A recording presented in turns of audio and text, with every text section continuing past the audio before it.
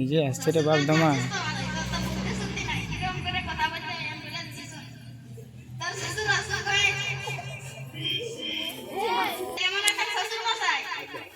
ভালো আছি, তখন তুই বলবি আমি তো এটাই চাই। তারপরে বলবি কি খেয়েছেন শ্বশুর মশাই, উনি কিছু একটা বলবেন, তখন তুই বলবি এইসব খাবারই খাবেন, তাড়াতাড়ি সুস্থ হয়ে যাবেন।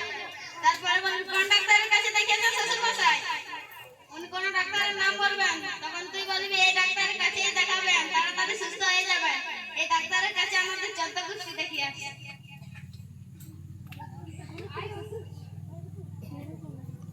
শ্বশুর করে বাপ।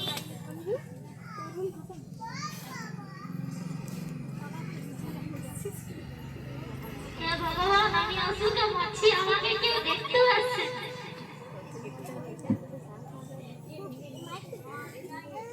রাতে জামাই আসছে। জামাই? ও ভাই।